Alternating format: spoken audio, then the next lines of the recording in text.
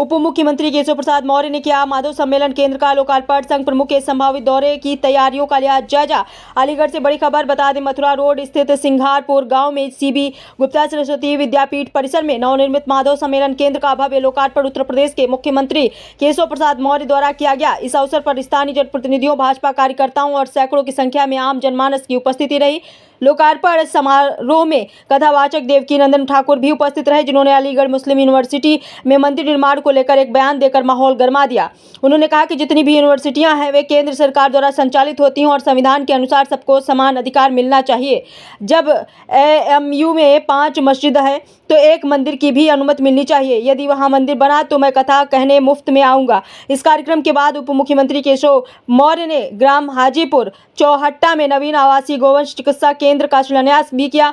इसके अतिरिक्त उन्होंने सर्किट हाउस में अधिकारियों और जनप्रतिनिधियों के साथ विकास कार्यों की समीक्षा बैठक की।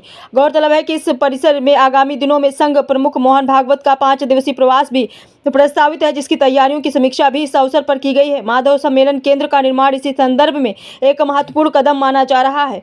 आइए देखते हैं आगे की रिपोर्ट। भारत के इतिहास का, भारत के संसद का जो महत्वपूर्ण कार्य रहा है उसमें से एक काम और माननीय प्रधानमंत्री श्री नरेंद्र मोदी जी के नेतृत्व में के पास होने पर मैं बहुत बधाई देता हूँ। देश के गरीब मुसलमानों को भला है या जो तुष्टीकरण की राजनीति करती है, चाहे वो कांग्रेस हो, चाहे सपा हो, चाहे बसपा हो, चाहे टीएमसी हो, चाहे डीएमके हो, चाहे आम आदमी पार्टी हो, ये तुष्टीकरण की राजनीति करने वालों के दिन अब लग गए। आने वाला समय भी भाजपा का है।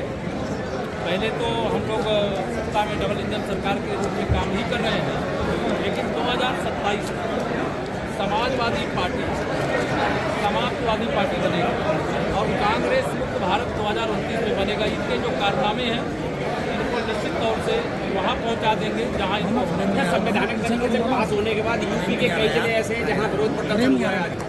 लेकिन ये विरोध प्रदर्शन नहीं है, ये राजनीति है उनको चढ़ा करके उनको वोट बैंक के रूप में इस्तेमाल करने की। लेकिन भारतीय जनता पार्टी की सत्ता की लड़ाई लड़ती है। यह बिल भ्रष्टाचार से बचने का है, यह बिल एक बड़े विवाद के अंत का है, यह बिल जो कुछ लोगों का वोट के अंदर कब्जा था उससे रोकने का है और इसके लिए देश के 90% मुसलमान जिनको लाभ होने वाला है। सर ये बताइए कि जिस तरीके से वक्फ बोर्ड इस गैर सरकारी और सरकारी जमीन पर कब्जा है उसको मुक्त कराने की क्या योजना है सर? अब कानून बन गया, माननीय राष्ट्रपति जी के हस्ताक्षर हो गए हैं और जो संसद ने पास किया उसको 100%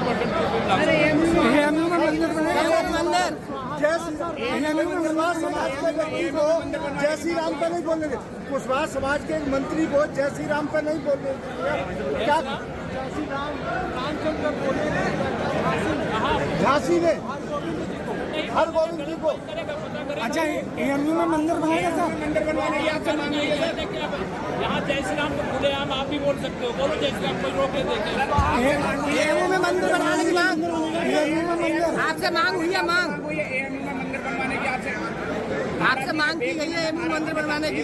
महाराज जी ने आपसे कहा है कि दिल्ली में अलीगढ़ मुस्लिम विश्वविद्यालय में मंदिर बनना चाहिए, उसके लिए आप केंद्र के पैसे से संचालित होती है। मैंने उसको सुना, इन सरकार के पैसे चलती है यूनिवर्सिटी। मंदिर बनवाने के लिए आपने देखिए, कोई भी यूनिवर्सिटी जो होती है वो केंद्र सरकार द्वारा धनराशि प्राप्त करने के बाद होती है। अगर किसी भी यूनिवर्सिटी में 4 या 5 मस्जिद हो सकती हैं और वहाँ 4000 अगर हिंदू पढ़ने जाते हैं तो उनके लिए भी मंदिर होना चाहिए। वक्फ बोर्ड के लिए हमने यही कहा था कि भाई देखो, वक्फ बोर्ड जो बिल पास हुआ है, किसी भी संस्था को यह अधिकार नहीं है कि वो व्यक्ति जहाँ चाहे वहाँ अपना अधिकार स्थापित कर दे और जिसके साथ बुरा हो रहा है, जिसकी ज़मीन हत्याई जा रही है, उसे ये साबित करना पड़ेगा कि ये सब गलत हो रहा है।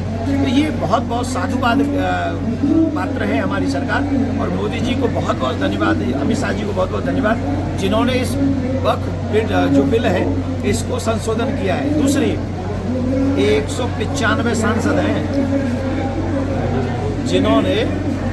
जिन्होंने उसकी लड़ाई लड़ी है।